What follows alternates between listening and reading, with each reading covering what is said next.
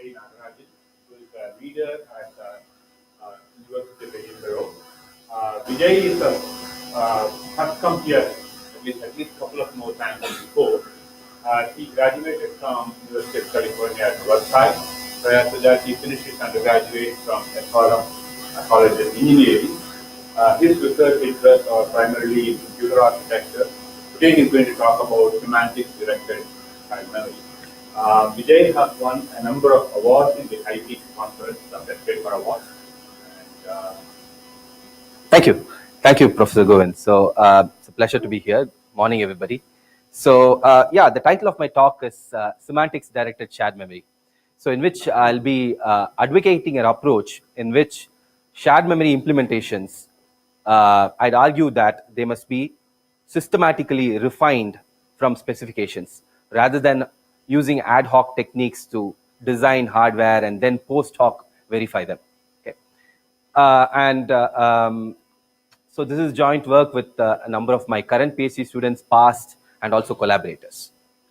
So, and anything with regard to consistency and shared memory can be very tricky with people having their own definitions. So feel free to interrupt me at any point and ask me questions. Yeah. So as we all know, this is the age of parallel architectures, and not only multi-cores, but also many-core processors and heterogeneous systems, where even a mobile phone today not only has a CPU, but also has GPUs and other accelerators. But as we all know, no longer can you wait for a couple of years and expect your programs to be automatically running faster. You need programmers to actually expose parallelism to the hardware in order for programs to run faster. And as we all know, that is not easy, right? And hence a demand for techniques and tools across the system stack that makes it easier for the programmer.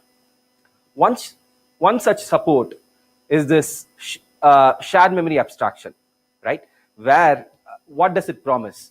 Supposing you have a number of processors. When I say processor, I use it in a very general term where it can be multi-core processors, multi-cores or other cores of a GPU or accelerators, right? What do they see? They see this abstraction of monolithic shared memory, right? Where they all share memory and they can just interact with each other using just loads and stores as opposed to messages, right? Another interesting and important thing that shared memory offers is this promise of transparent replication, right? Through which the programmer, in the best case, need not worry about locality. All they have to do is issue a load instruction, and simply the value gets cached in one of the local caches, and it stays there for the next access. So that is the promise of shared memory, right? So, and of course, if number of caches are there and if there are stores, then the cache values need to be consistent, and this is all happening under the hood. Okay. And in fact, shared memory is here to stay, because if you take any of the, so if you have a number of these specs, industry supported specs, they all have shared memory in the roadmap. And I'm talking not only about SOCs, but also in a data center level, right? That's what Gen Z is, right? So people are committing to a shared memory interface for the future. But in the presence of all of these complexities, local caches, complex interconnects, shared memory is an illusion that needs to be supported. Right? And this illusion, this support consists of three components, according to me. What are the three components? Cache coherence, right? In the presence of local caches, cached values can become stale. So you need some support in order for writes to become visible, made visible to other processes. And that is the task of cache coherence, right? So whereas cache coherence is about propagating writes to other processes, consistency answers the question of when and in what order must the writes be propagated. So, and finally, you need primitive synchronization instructions, right? These are instructions such as memory fences and read, modify, write instructions. So as you may know, Intel has something called compare and exchange. Instructions such as this, which is critical for users to achieve synchronization. So according to me, shared memory has all of these three components. Just as a very brief background, let's understand each of these better. So let's say you have two processors here, P1 and P2, and the programmer wants to communicate the value, new value of data, and make sure that P2 reads that value. Okay. So, and therefore the programmer writes this simple flag-based synchronization, right? Basically, the value of flag is set, the value here is polled until it becomes 1, and then the value is read or printed. Okay, so in case both data and flag are cached in the local caches of both P1 and P2, clearly, without any support, this new value of flag will not become visible to P2, and the P2 processor will simply poll on the old value of flag. Clearly, something needs to propagate the new value of flag. And that is what cache coherence is. Right? And how is, at a very high level, how are these cache coherence so-called protocols implemented? So you have local caches in P1, P2, and other processors, and then you maintain for each variable the state of the variable. In this case, because flag is cached in both P1 and P2, its state is shared. It means that it is cached in more than one processor. And then there is this data structure called the directory in hardware that maintains for each of the variables what are the processors which are currently caching it. That is typically called a sharer vector. So for this variable flag, P1 and P2 are currently caching it, and that's why you have 1 for these 2 bits. Okay? And when there is a write to flag from P1, it goes, consults the directory, and finds that also P2 is caching it, and sends what is known as an invalidate message. And what does it do? Typically invalidates this cache copy in P2, and so that the next access of the flag is going to be a miss, and then it can go to the directory, find that it's now cached in P1 in modified state, meaning it has been updated by P1, and so it can consult P1 and get the up-to-date value, right? So this is how cache coherence works at a very high level. And in particular, this is what it enforces: a single writer, multiple reader invariant, right? At any stage, either you can have a single writer or you could have multiple readers, essentially ensuring that there is only a single value of every variable at any given time. So this is what cache coherence protocols enforce typically. So now let me ask you this question. So suppose I say that a cache coherence protocol is implemented, and then there is this simple program, and then if I ask you what is the value that will be printed for data, right? So will it be a 1 or could it be a 0? So if I ask this question, so the answer, as you might know, depends on the memory consistency model of the processor, right? If it's an x86 processor supporting a memory consistency model called TSO, or total store order, which is relatively strong, it guarantees the value printed here will be a 1. And why is that? TSO orders enforces the right to write ordering. When I say right to write, I'm talking about writes of 2 different variables here, right? Data and flag. It enforces this ordering. It enforces this ordering, read to read ordering, right? Reads between 2 different variables. It orders them, right? And because this read of flag reads this value, it means that this happens before this. And therefore, all of these orderings guarantee that this read of data will see this. Okay? And therefore, in TSO processors, this is guaranteed to read a 1. Okay? But it might not so in architectures like ARM and Power, which have weaker consistency models, which do not provide any of these orderings by default. Okay. Then we might ask, so how do you even program, how do you even write synchronization in these architectures? And that is why you have what are known as primitive synchronization instructions. In this case, if you put what is known as a fence instruction at these 2 points, it provides memory ordering on demand, right? So if you put a fence, then it enforces this right to write ordering. Put a fence here, it enforces the read to read ordering and provides the ordering on demand and ensures that this read of data will see a value of 1.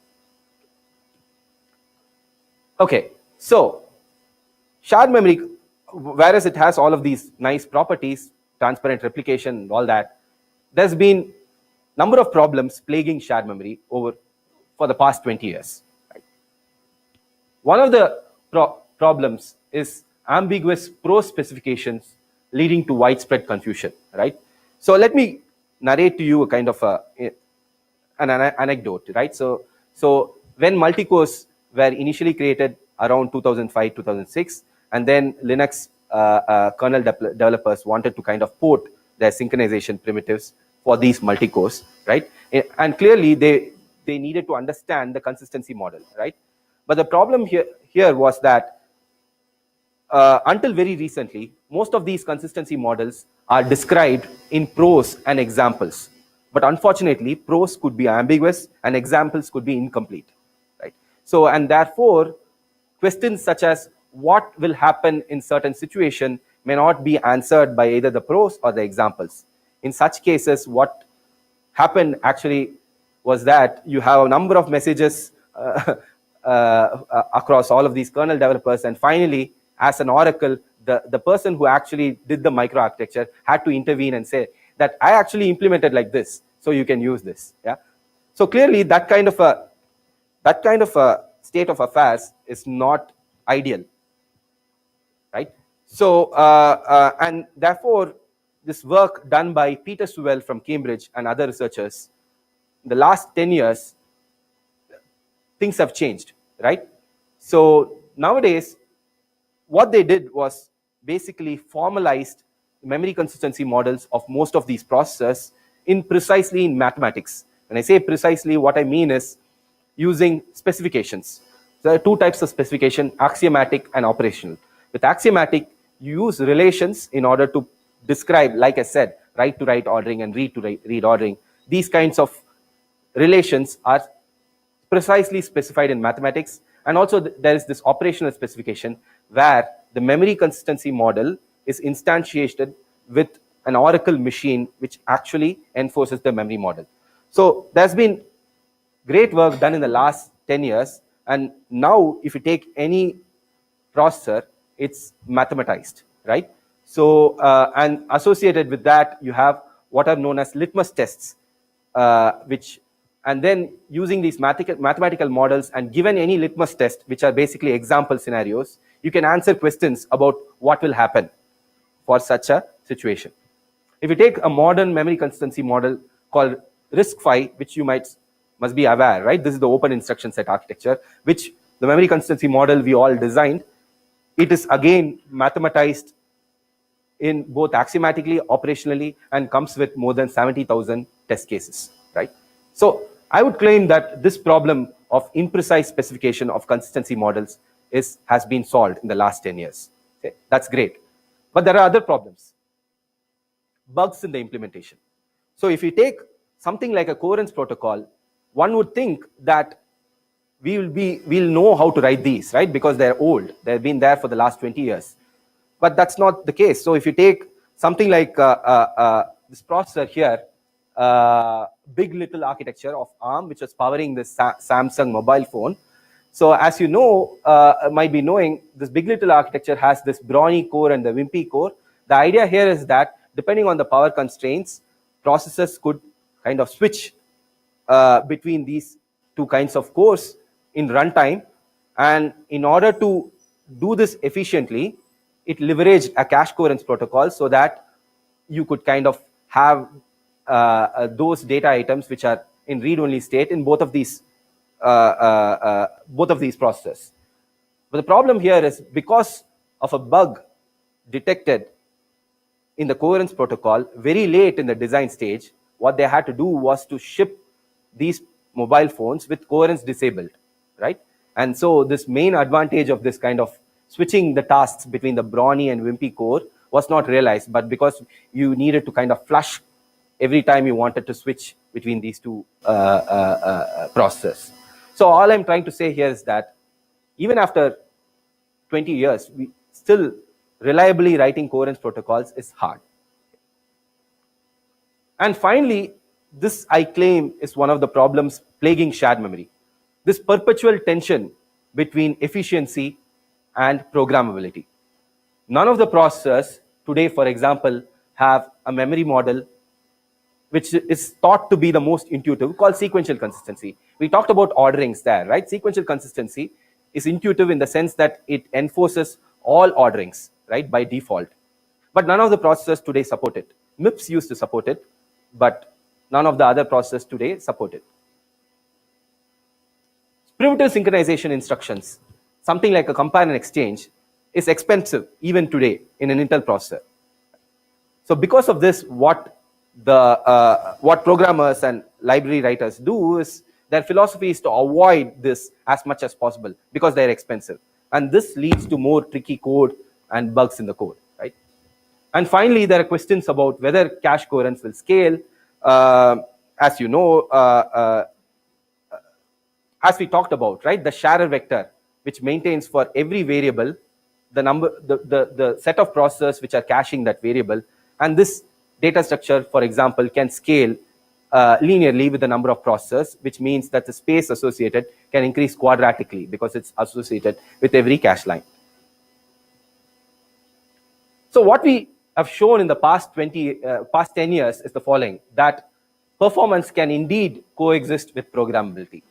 We showed that could support SC efficiently with an approach to SC enforcement, which we call conflict ordering, where we can achieve SC almost close to one of the most relaxed consistency models.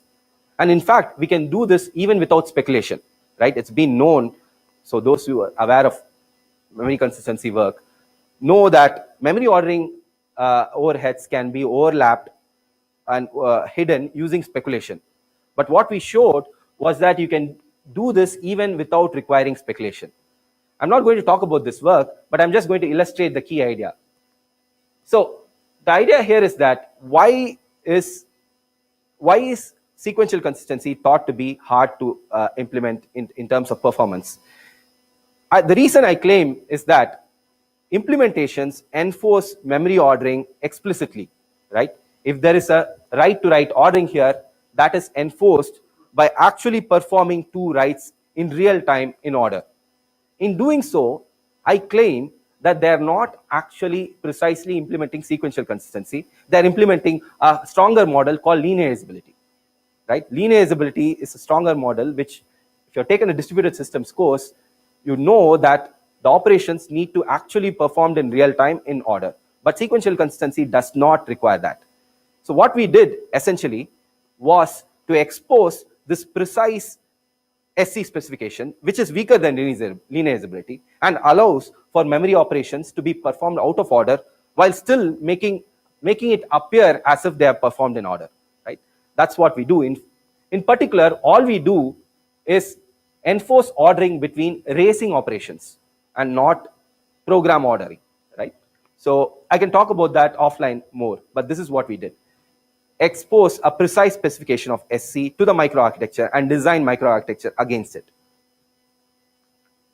And likewise, we asked the question as to why should read modify writes be expensive, right? So what we found out was that the reason is tied to what is meant for the read and the write to perform atomically. Recall that read modify writes mean the read and write needs to be performed atomically, right? But what precisely does it mean for the read and the write to be performed atomically? And we found that x86 processors have this definition of atomicity, which actually says that this read and write has to be consecutive in the global memory order, right? Recall that all of the consistency models essentially define a global memory order, at least most, right? There are some architectures we don't have a global memory order, but let's not worry about that for now. TSO, for example, has a global memory order, and the definition of atomicity in TSO architectures says that the read and the write has to be consecutive in the global memory order. But as you know, this is not the definition of atomicity we intuitively have. The atomicity definition we have is the read and write has to be atomic with respect to that address, right? So we asked the question, what if we weaken the atomicity definition to this? How would it interact with the TSO ordering rules?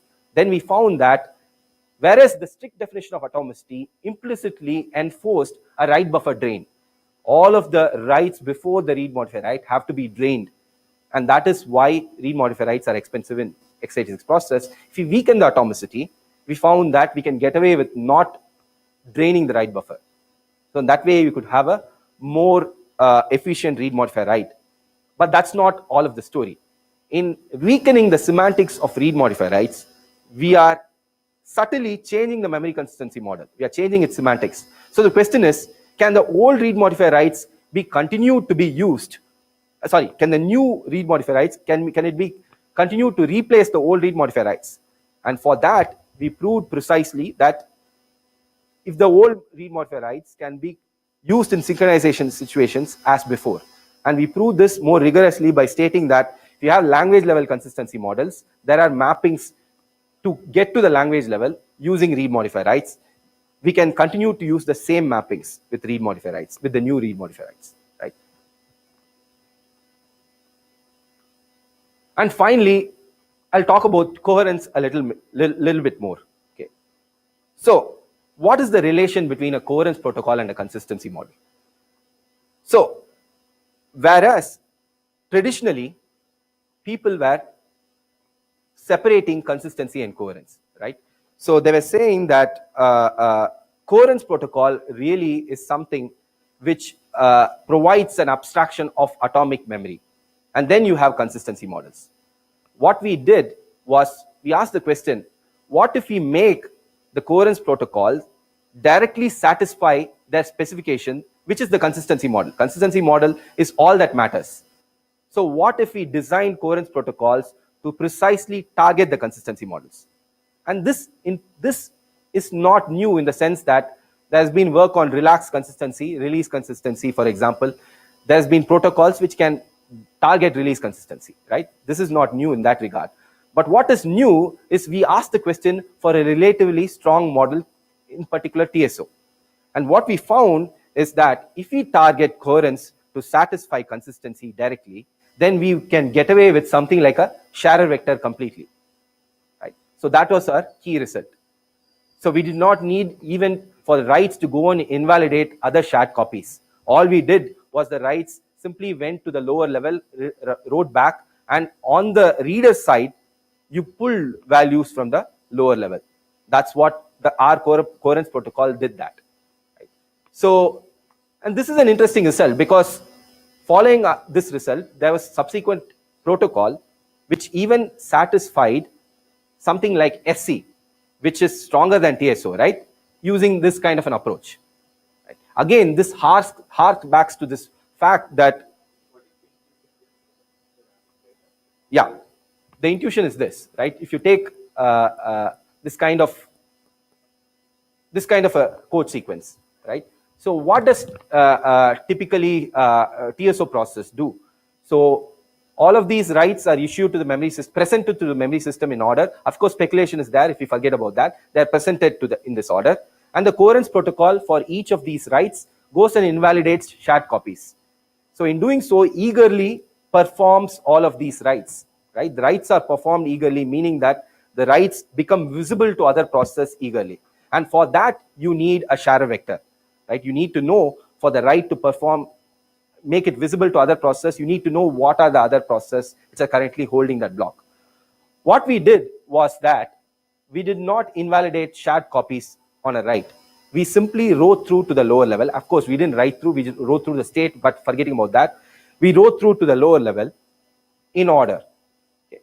And reads simply read from the local caches, but after a threshold, went to the lower level. Or a shared cache if there is one. And thereby getting, like when you go to the lower level, you see new values coming from other process. And in such a situation, when a read goes to the lower level, finds that it gets a value from some other process, we are intuitively detecting an acquire. And so TSO does not have acquires and releases, but intuitively we are detecting an acquire and self-invalidating at this point, which means this subsequent data will also go to the lower level and get the new value. So in other words, yes, yes, all the shared data, but of course there could be optimizations there, but at the simplistic level, self-invalidating all the shared data. So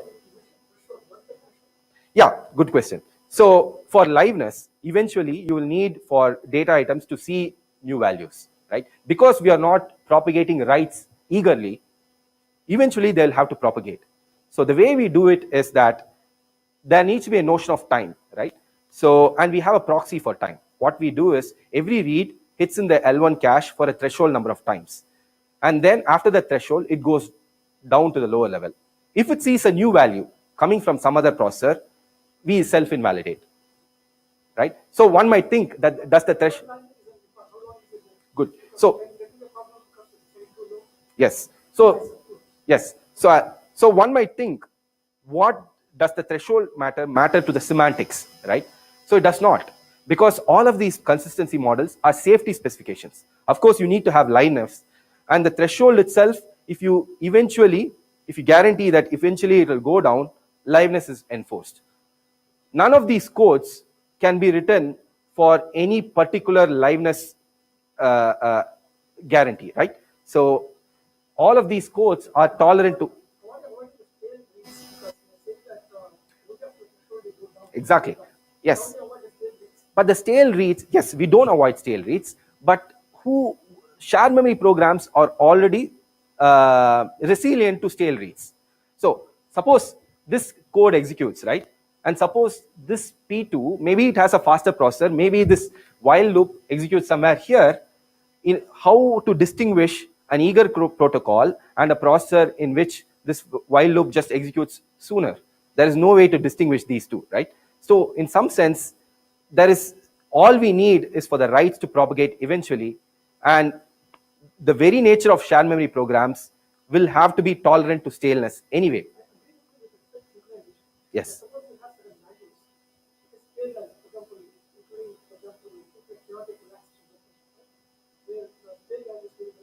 Yes.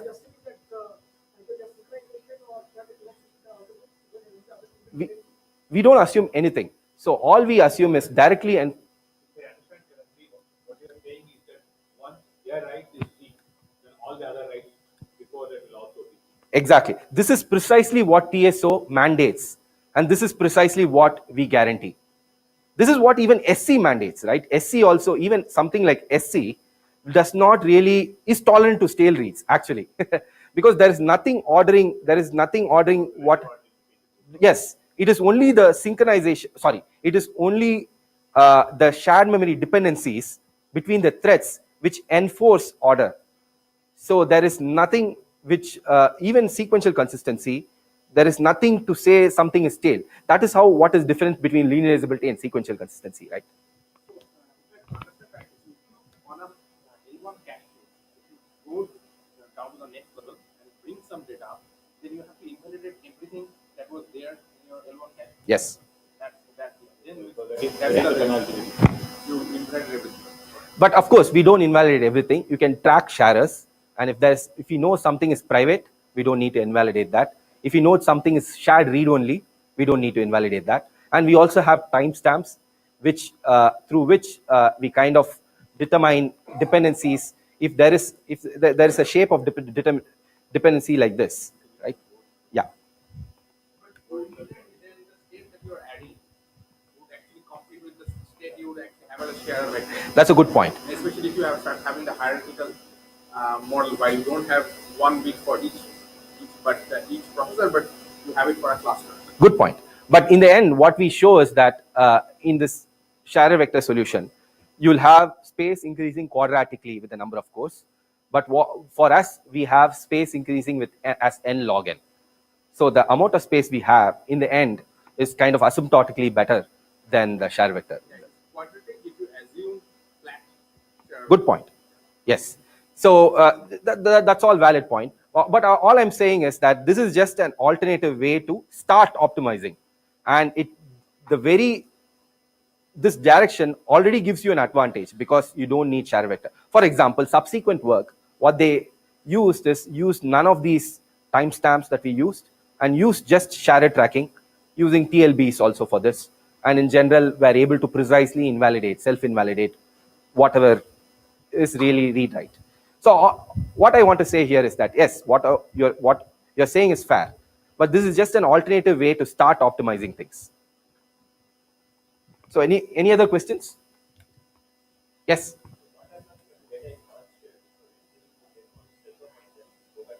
Yes, we will need to do that. Oh, okay. So you're asking, what if we know that something is private? Yeah, we don't need to go down there.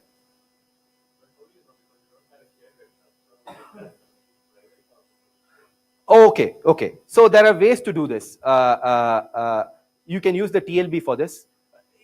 Okay, essentially you need some state for this. Whether you have whether you have the state associated with the cache lines or whether you use some other state associated with the page tables, TLB, you need state for this. But the state you require is just 1 bit to know whether something is private rather than a sharer vector. Okay. Right. So any other questions? Right. So, okay. So the purpose of this talk is not to explain these 3 techniques, but I'll just go a little more into this coherence thing, just to kind of drive home my point. Essentially, consistency enforcement has been done like this, right? In the sense that the processor enforces ordering as per the demands of the consistency model, right? It presents memory operations in the order mandated by the consistency model. It presents, of course, it could use speculation.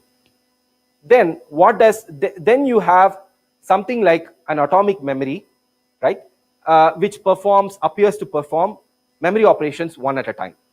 So this is the operationally how consistency is enforced, right? At least the simpler and so then if you add caches, the philosophy is that now it's the same thing, ordering at the pipeline, and operationally the cache coherence protocol provides the illusion of atomic memory system. So, and therefore you have single writer multiple reader invariant.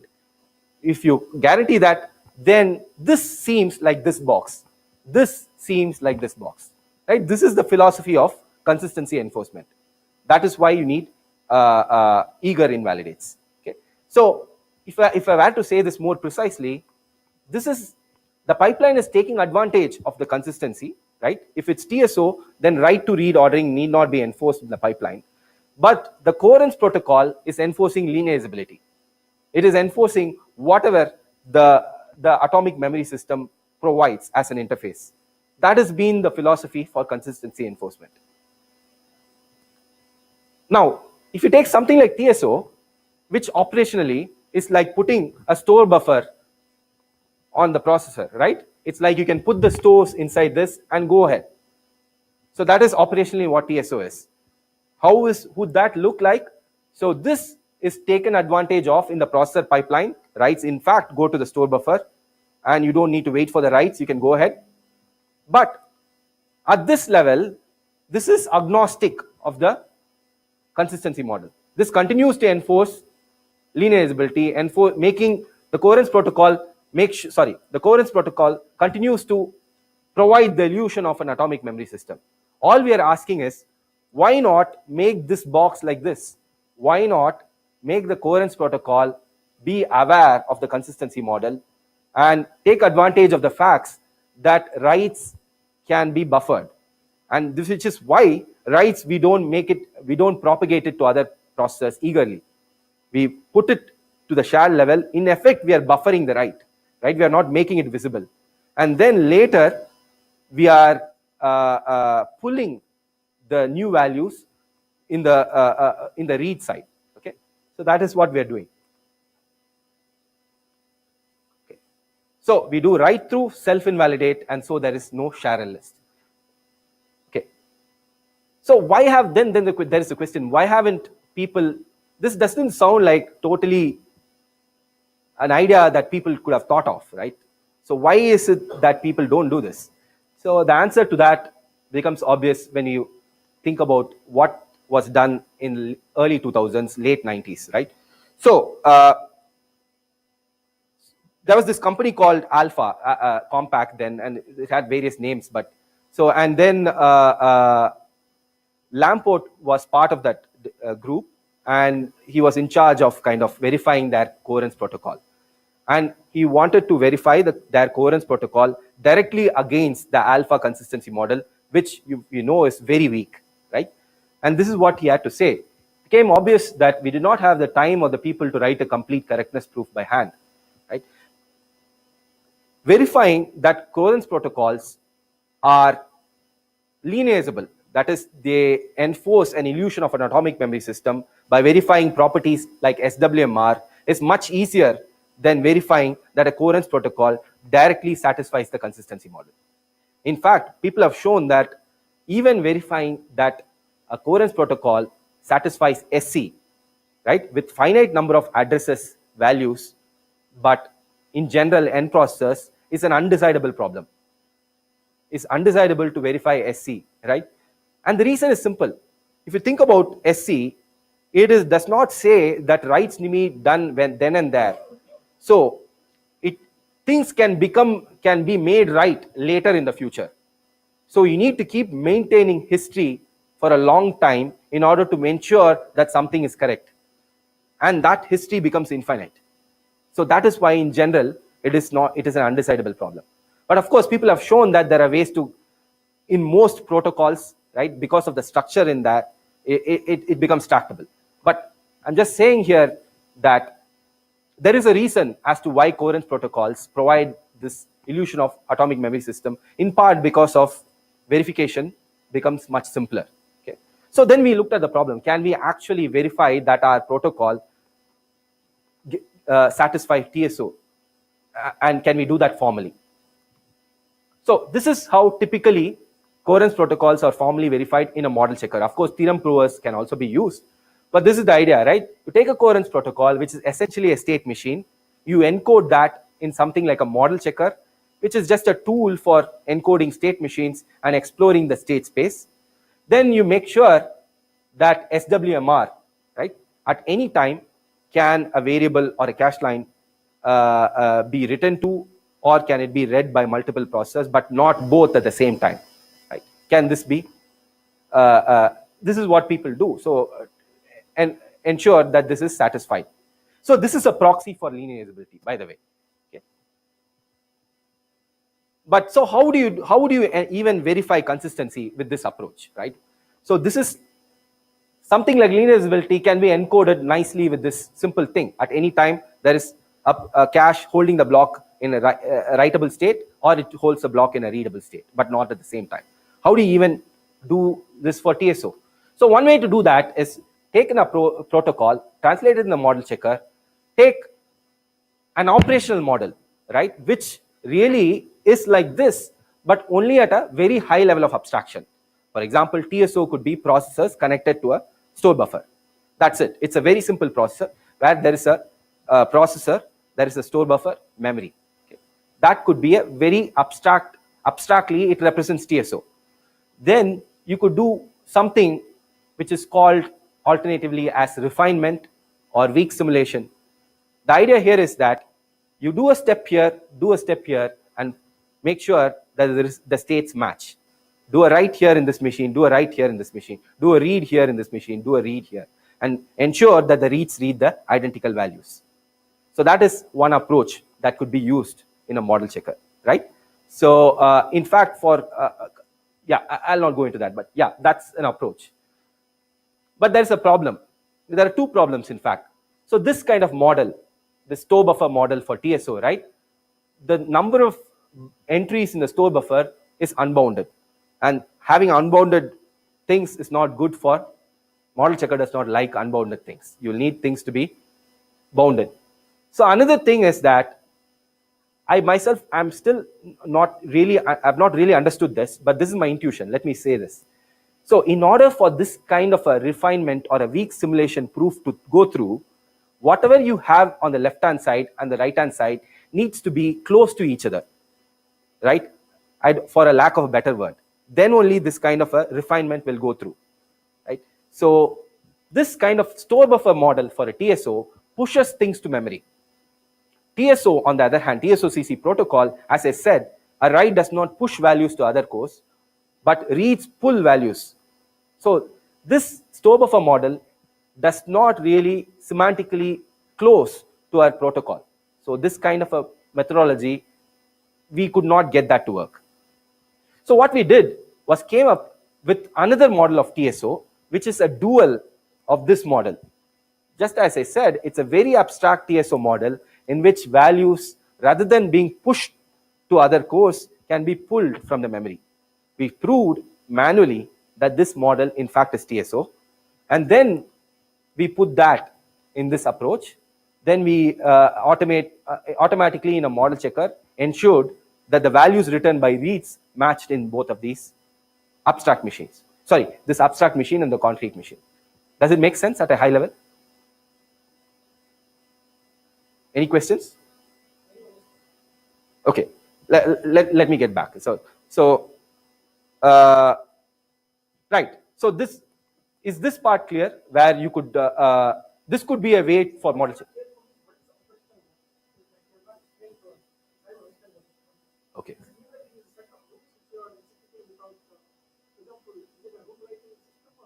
Yes, it is exactly that. Think of operational models as simple abstract machines. So, for example, a simple operational model for SC is where every processor issues memory operations in program order, and there is a switch which points to one of the processors, and there is their atomic memory system. Something like this, a picture like this. So you have processors P1, P2, Pn, memory, and a switch. This is an operational model for SC. So this can be encoded as a state machine. All the state machine does is that it gets loads and stores in each processor and then tries to issue it to the memory system. One of them succeeds, right? One processor succeeds, and it performs the operation in memory. This is an operational model of SC because all of the behavior shown by this machine is what SC's behavior is. Like that. Yes. Exactly. Sorry?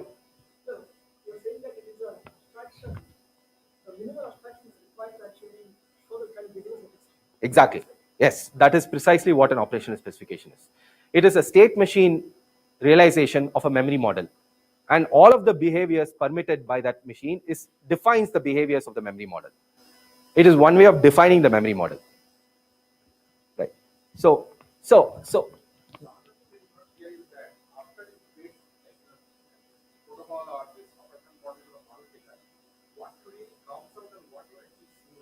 okay, good question. So in a memory consistency model, all that matters is the value returned by reads. So what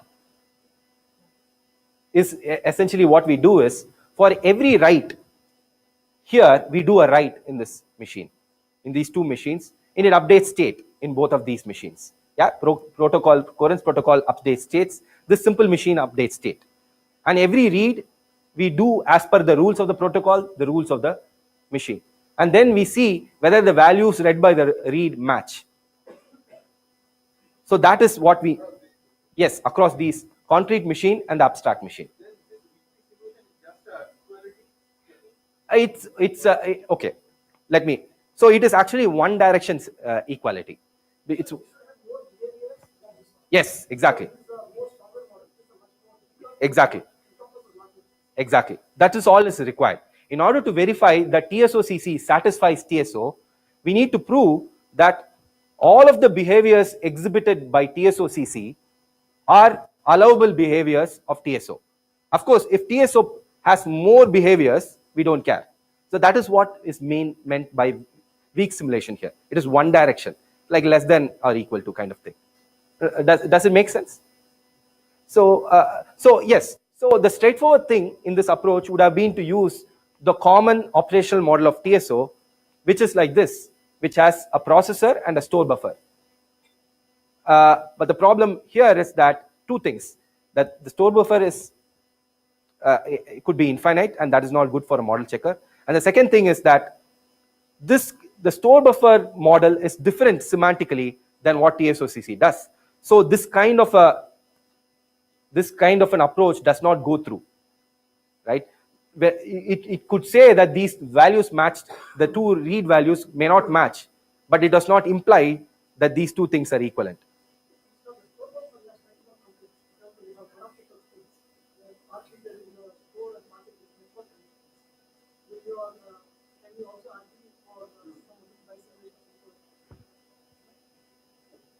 Yes, that's an interesting idea. I'll need to think about this. My intuition is the following. This load buffer is precisely an abstraction of TSOCC. This is precisely what TSOCC does at an abstract level.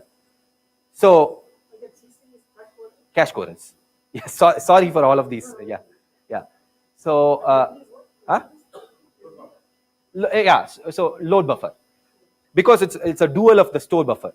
Yeah. So, right.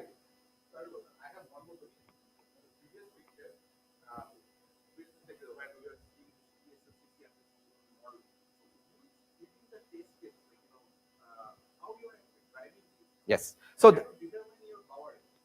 yes, good question. So this is what model checker does, right? So typically a model checker assumes a finite number of addresses, finite number of values, and for those finite number of addresses and values, ex, explores all possible programs essentially. So that yes, yes. So yes, yes, exactly. Trace inclusion. Yeah, it is a trace inclusion problem. Yes.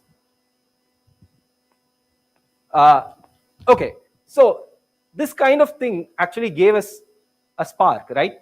So if you think about what we have been doing for SC, what did we do? We clearly exposed a precise specification of SC built hardware against it. What did we do for coherence? We precisely exposed a specification of TSO and wrote a protocol for it. And the same thing with read modify writes. We asked what should be precisely the read modify writes semantics and wrote hardware for it. This is what we call semantics directed hardware design. So the idea here is that instead of building hardware in an ad hoc manner, later verifying it, you not only have problems in order to verify it, right? So rather than that, when precise specifications of consistency models are available, why not expose that to the hardware design and build precise implementations which are targeting these specifications, right? If you do that, you not only have more robust, reliable hardware, but also you're implementing the least possible thing demanded by the specification. Yeah.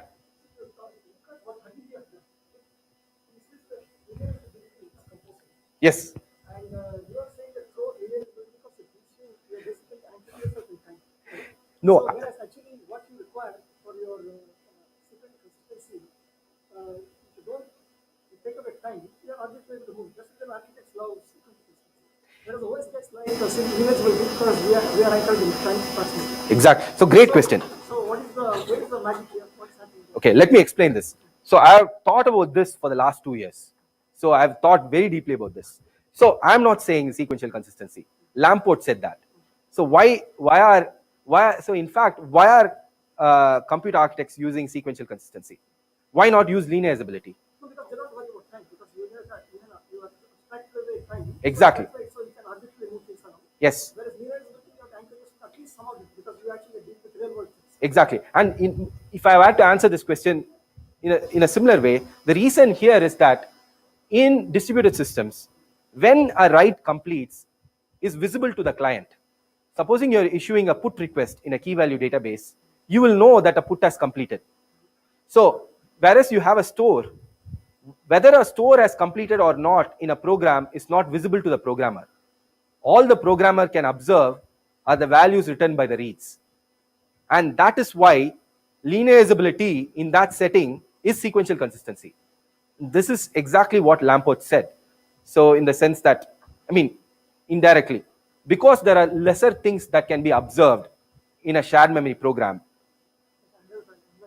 Yeah, okay. Yeah, but so I have lots of things to talk about this. Yeah, but this is a great question. So right. So this is the insight is this, that so if you have precise specifications, you not only have more reliable hardware, but also have more efficient hardware. That could be counterintuitive, but there is a reason for that. You're only doing the bare minimum required of the specification, and therefore you could have more efficient hardware, right? But so when we thought about this, then we also had another question. Okay, so you have precise specifications. You're building hardware against it. Is there some way that we could automate this process? Have precise specifications. Why not build hardware automatically, just like a compiler does, right? Why can't we build hardware from the spec, derive the hardware from the spec? So let's ask this question: how would this automation look like? The shape of this automation. So, according to me, there are 2 steps to this process. Okay. So, for example, this TSO LB that we had to come up with in order to verify TSO CC, if we thought back to to how we actually arrived at TSOCC, manually we had come up with something like this in our heads. So manually we had gone from TSO SB to a TSO LB.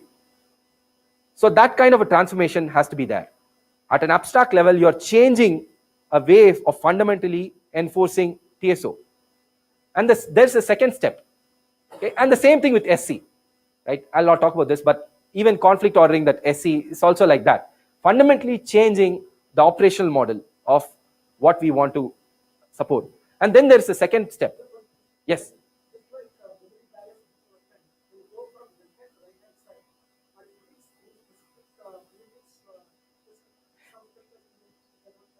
Okay.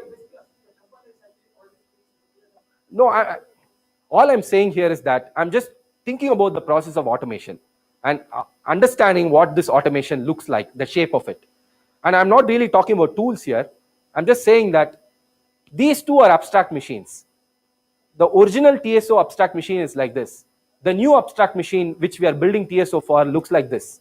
There is some transformation going on. Both of these are equivalent, and we have proved. So just like a compiler, analogy, how it has some code and it's transforming it to some other code, there is some transformation process going on here, right? So there is a space of operational specifications, and sorry.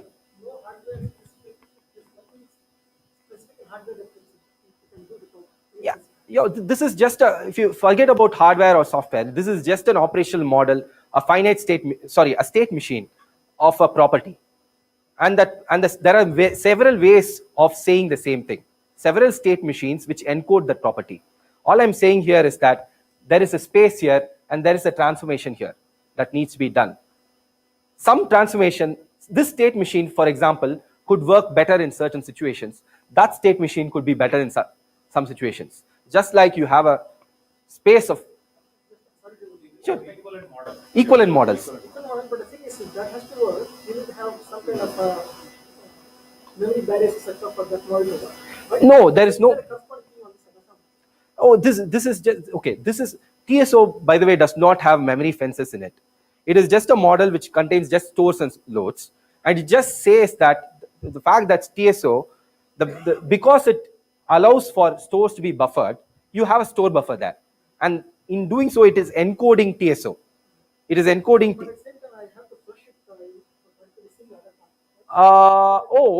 Okay. So when yes, correct. So okay, let me explain that. So here in the store buffer, the meaning of when I put this arrow here is that there is a queue. Stores can go into the queue and drain to the memory of the critical path in order. Like that, there is an abstraction here where there is a load buffer where it pulls things from memory and puts it to the processor. It's like a queue. Yes. Yes, it is there. It is there. But yeah. So, but all I want to say here is that there is a space of equivalent encodings of the property, and we need to explore the space. That is there is a step here, and then there is a second step. Yes, in fact, yes. I'll talk to you about where something like this is linearizability, this is sequential consistency. Sometimes linearizability is better for throughput. So I'll talk to you about that. It's interesting. So, but for processors, this might be better. For if latency is what?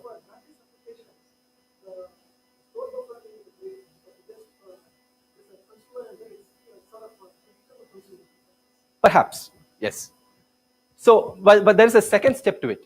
Once you have arrived at the model, then you need to generate the concrete machine, right? Because this is all at a very high level of abstraction. But you need to go down into concrete machine, right? Just like going from here to TSOCC. Like when we thought about TSO, we first had to identify something like this in our heads, and then go to TSOCC, which is a realization of this abstraction in a more concrete form. So there is that step involved. Okay.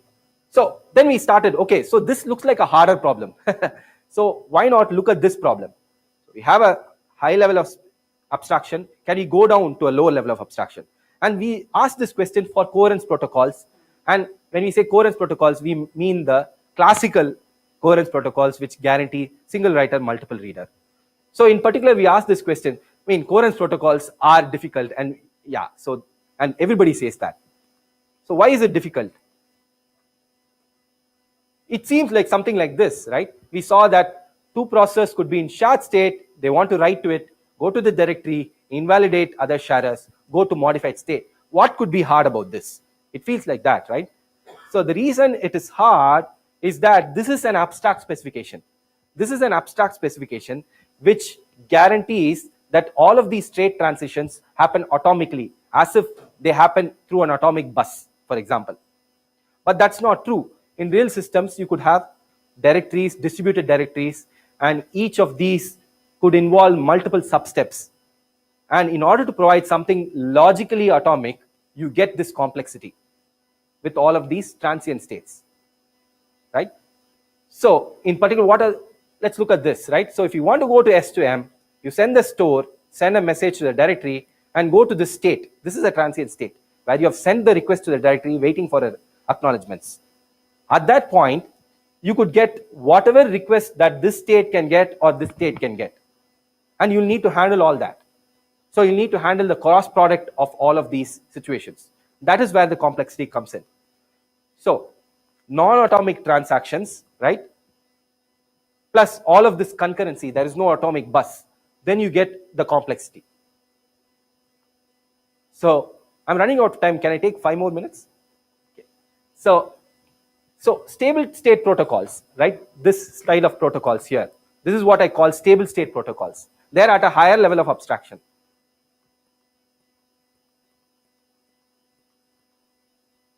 Assume physically atomic transactions. But we need to support concurrency in the real world. We cannot have atomic bus. So we need transient states in order to provide logical atomicity, and that's where the complexity comes in. So given an SSP, can we synthesize, given a stable state protocol, right, which assumes logical atomic transactions, can we synthesize complete protocol with all of the transient states? We ask this question, right, automatically. So let me go quickly here, but first we looked at program synthesis. Have you heard about program synthesis in the PL community? Yeah, so it's currently very hot in the PL community. There, the idea here is that you have an incomplete implementation, you have a specification, use SMT solvers and other nice technologies to synthesize the rest. That's the idea, right? So then we ask the question, can we treat the SSP as an incomplete protocol with missing pieces? Can we use, and in fact, there are about 35 holes or missing pieces in a directory-based protocol. Then there was this approach by people from University of Pennsylvania. There, they synthesized each of the missing holes independently. The way they did it is, and independently, they have a specific, yeah. A hole is a missing, so I said that, by the way, thanks for asking, because so this is a stable state protocol, but each of going from I to M actually involves all of these also. So we are treating all of the missing pieces as holes. So only going from I to M is specified, but there are lots of holes here. And what to do in all such situations, we are treating it as missing pieces. Oh, right side is all of the complexity involved in order to deal with non-atomic bus. I mean, it's at a finer grain compared to something like this.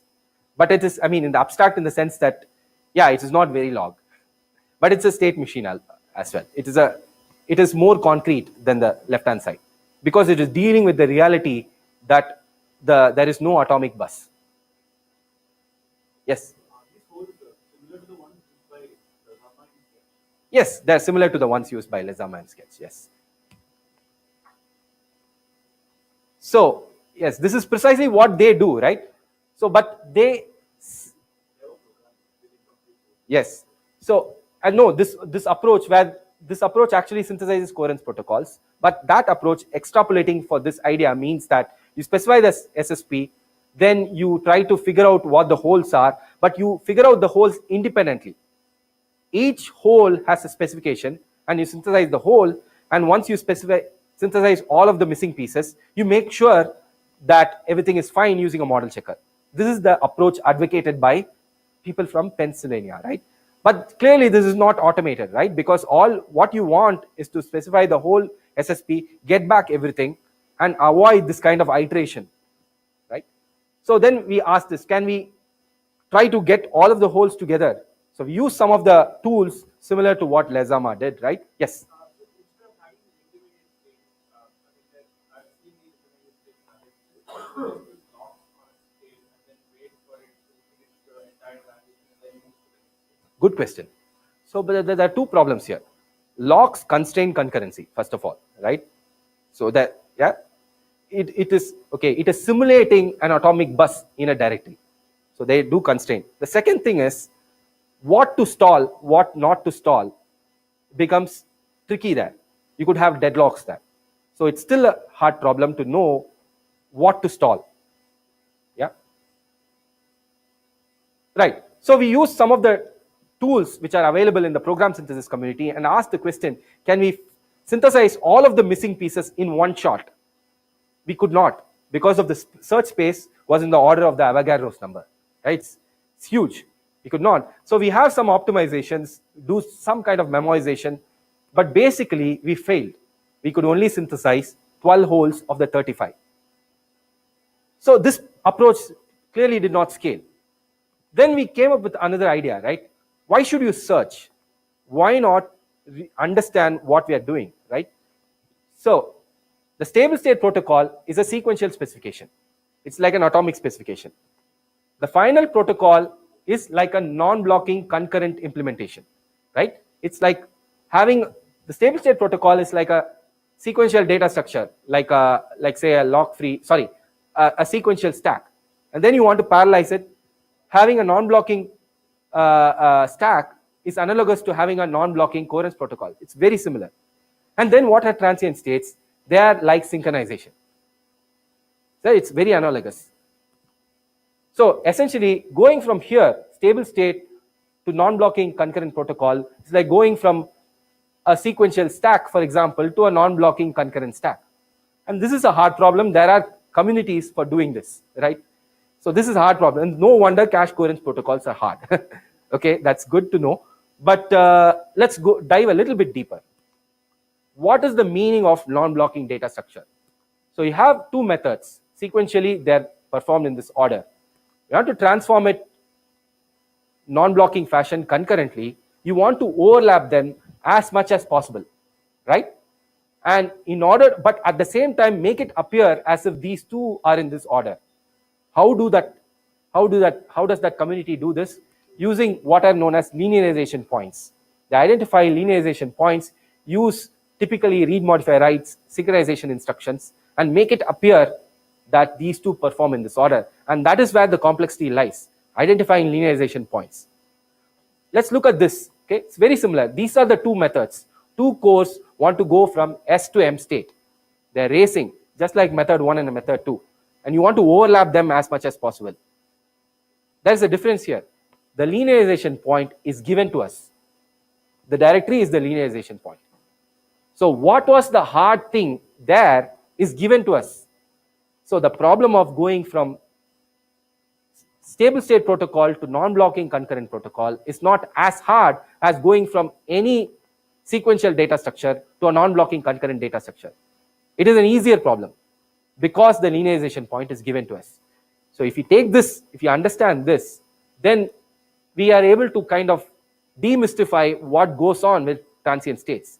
All we are doing is, when I say all we are doing, the people who are writing the protocols, unbeknownst to them, what they are doing is the following. Convey directory serialization order, that all of these racing transactions serialize at the directory.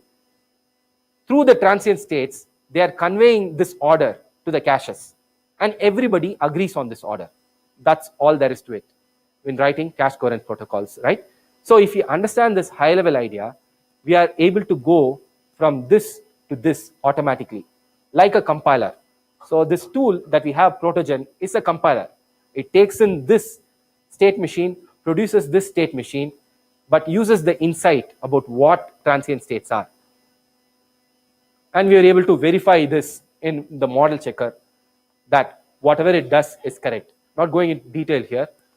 And I mean, and of course, a relevant question is how good are these protocols?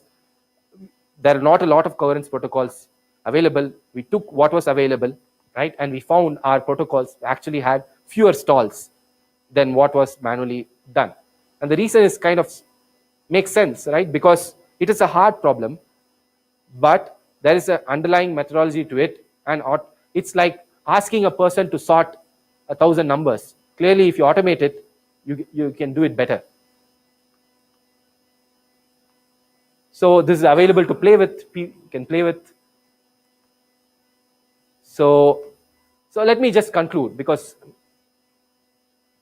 with shared memory, right? So shared memory implementations, what we realized over the years was that a number of the problems with regard to robust implementations and high performance implementations can be solved if we have precise specifications and right hardware to target those precise specifications. So the natural question then is that, can we automate it, right? So this is what I believe. Shared memory implementations can and should be derived from precise specifications automatically. Okay, that's the end of my talk.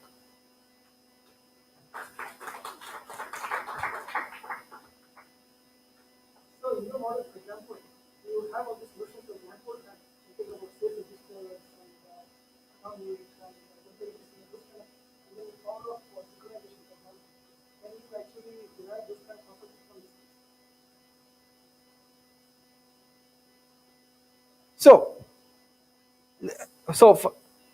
First of all, this problem of distributed synthesis itself is an old problem. Like it has been looked at for the past as old as Dijkstra, where they have this kind of stepwise refinement approach to programming. So it's an old problem. So we are not saying something new. I believe it can be, to answer your question. All of these things that you're saying, it could be. Because if you look at Henry's way of development, you can also have concurrent writes, but using linearization points, right? The effects of even concurrent operations can be given from semantics. So can your model handle those kind of things? Yes. So that's what I'm trying to say here, is that all I'm doing here is that advocating an approach of stepwise refinement. And if you have precise semantics of whatever you have, then nothing is impossible, right? So it's just that all I'm saying here is that borrowing that idea for computer architecture, coherence protocols. It's just so I feel that if you encode whatever you want in the semantics, right, then you can derive implementations. The question of what to search at what level of abstraction and what to refine, what to compile down. So that is where the hard task is. So yes, if you can encode that concurrent writes have certain semantics, it should be possible to refine even for those situations. Yes. So at some point you mentioned about verifying state lines. So in relation to that, is this area unable to specify temporal properties? Yeah, so that's a great question. So until now, we have just been bothered about safety. We have not even looked into liveness. Yes, I feel that if you want to go into liveness, then you will need temporal logic and other kinds of tools in order to kind of synthesize something for even liveness. Should be possible. But what I don't know enough to really comment on the possibility of that. All I know is that my reading of the literature is that liveness certainly thought to be more harder than this problem. So I cannot offer any better answer than that. Yeah. Can protogen or I don't know at what level you call it, but if there's a processor which has two different consistency models, C2 and C2, can you synthesize a protocol that is correct and efficient and does not have rules? Yes, in fact, we are doing this currently. Not consistency models, but protocols. Yeah. If there are two protocols, but we can also do, I think, then essentially what we are designing is that there is a protocol, there is another protocol. We see them as two different languages. So if we have something like an interpreter which can understand both of these languages, then we can automatically design a directory which can understand both and make them play together. Yes, we are working on that problem. Within the Atomicity, does it mean you are recovering it, taking away the technical operations from Atomicity? Yes, it's kind of like that. That is why we avoid having a write buffer drain. So, say you have TSO and account, and two threads are running on the same thread, and both of them remember the atomic operation on the same location. At that By point, atomic, do you mean read, modify, write? Is it? say like atomic. Yeah.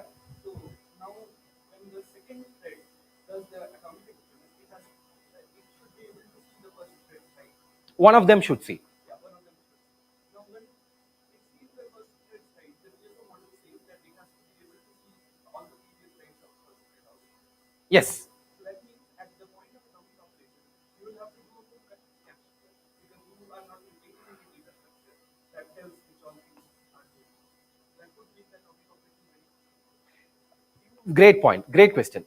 So the answer, to answer your question, I'm not going to details here, but the answer is the way we have defined it, just like conflict ordering makes it appear those orderings on demand, our definition will also make it appear on demand when things conflict. I'll talk to you about that how. Anybody is actually interested in having some follow-up questions, you think it's valuable for the next 10 15 minutes if you want to. And particularly people from the verification group, if they're interested in talking to him a little bit more, maybe we can do it right after this thing. But I think for the interest of time and others, let me just thank Vijay again for an excellent talk. The token of our appreciation is a small memento from Thank you. Thank you. So those who are interested in continuing this discussion,